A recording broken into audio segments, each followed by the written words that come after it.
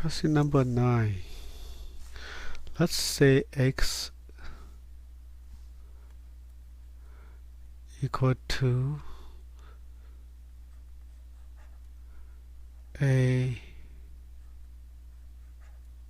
b c 3-digit integer, and it's palindrome number, so the last number has to be a as well.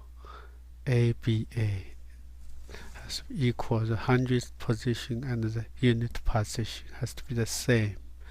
And then we were told also this number ABA plus 32 became a 4-digit number, and since this is 3 digits, you are only adding 32, and that has to be 4 digits, must be started with 1 something, 1,000 something, right? And that gives us a clue that A must be a 9.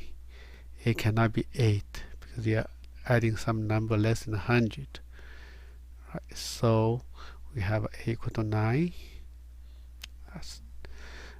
Now you have a 9 here, right? 9 plus 2 is 1 also, which is consistent with what we have already. Then you have a 1 carry over, right? Now we have to also carry 1 over to A, so make it this 9 become 1,000. And that gives us a clue that two things: B must be greater or equal than 6. Second, we also know this after carry over, this must be a 0 because this is 3. At the most, we have 1 carry over to the hundredth position. You cannot have 2 carries over, impossible. B at the most is 9 in this case. Since this resulting number expressed to are 4-digit palindromes as well, so we say this must be 0 as 2. And if that's a 0, that means we can conclude B has to be 6. Therefore, we have the number x to be 969. And adding them together, the digits, which is 15 plus 9 is 24, which is E.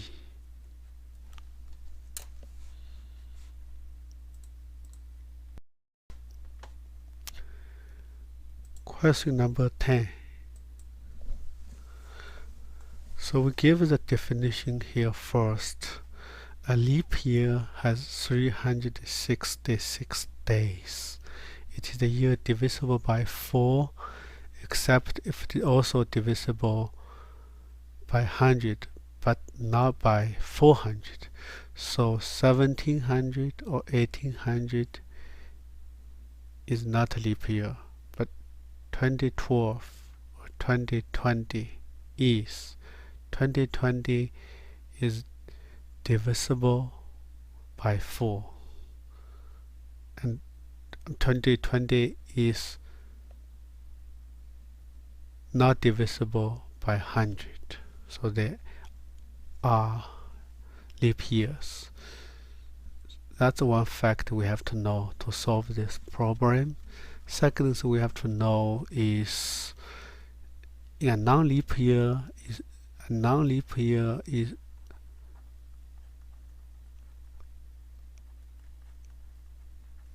has 365 days. So we have given a day, for example, at a year, a normal non-leap year, a day, let's say today is Saturday.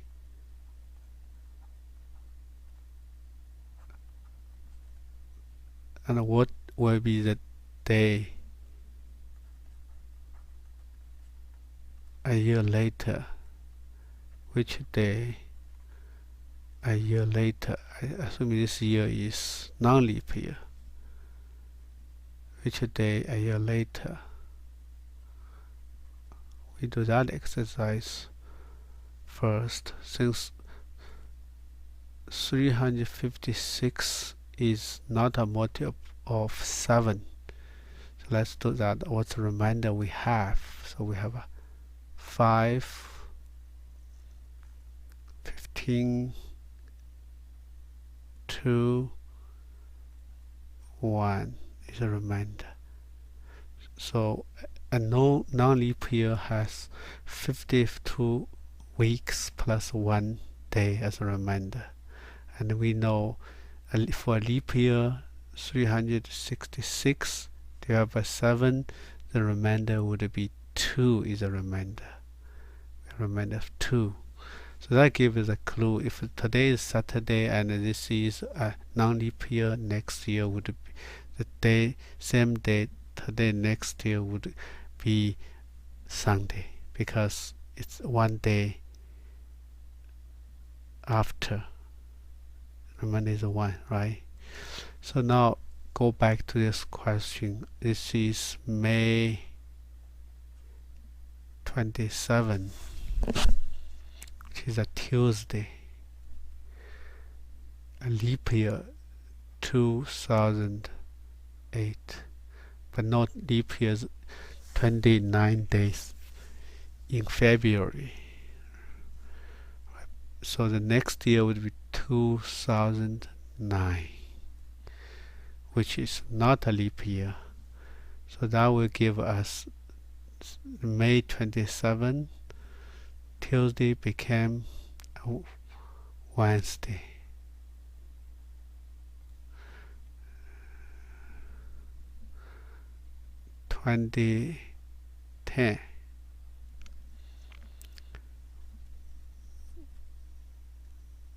It's not divisible by 4, so next day would be Thursday, 2011, not a leap year either, so it's a Friday, 2012. That's a leap year, so it gives us 2 more days from that Friday, which is Sunday. 2013 is a not leap year, so that's a Monday. 2014 is not a leap year, so it's a Tuesday. 2015 not leap year, it's Wednesday. 2016, that's divisible by 4 is a leap year, so that gives us a jump again from Wednesday, Thursday to Friday. And 2017, which is non-leap year, that gives us Saturday again, so that would be year 2017. Answer is E. Question 11. Let's first find out these 2 solutions of this inequality.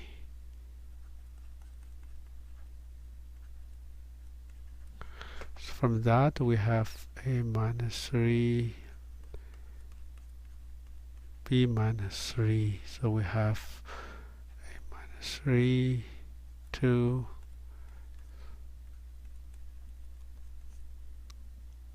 so we know the 2 equations, solutions for that inequality equation is this: x1 and x2. x2 is bigger, and then we also know the distance or the interval between these 2 is 10. So we have b minus 3 divided by 2 minus a minus 3 divided by 2 equal to 10. We have b minus 3 minus a minus 3 equal to 20. That is b minus a equal to 20. The answer is D.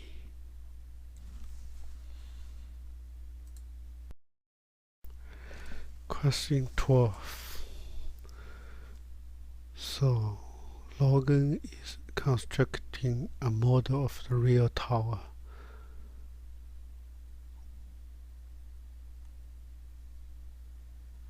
A real water tower will be very tall, which is actually 40-meter tall, and the Logan's model would be a scaled down version of the real tower. The real tower contains 100,000 liters of water, and the model will contain only 0.1 liter of water. We try to find out how tall the model tower should be in proportion to the real tower here. So we know the volume of the real tower holding water in the bowl has to be proportional as well compared to the model tower. So we know the volume or the content of water held by the top sphere is equal to 4/3 of pi r cube, which is this radius. And similarly for the small sphere, let's say its volume 2 is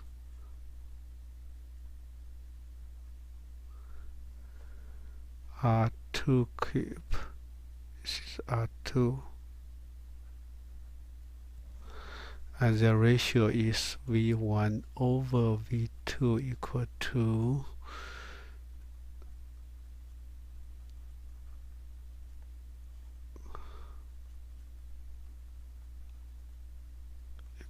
r1 over r2 cube, right? And this is further equal to 100,000 over 0.1,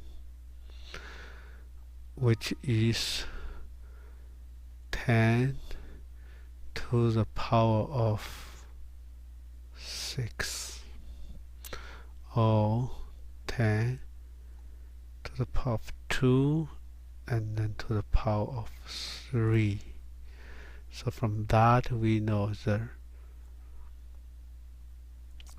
radius of the real tower versus the model is 10 to the power of 2 equal to 100 over 1. So we can have the height of total height also of the same ratio, which is 100, and that will give us the height of the model tower x equal to 40 divided by 100, which is 2/5,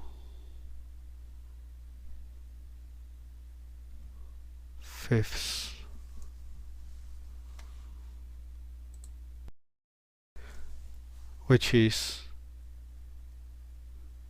0.4 meter. Answer is C.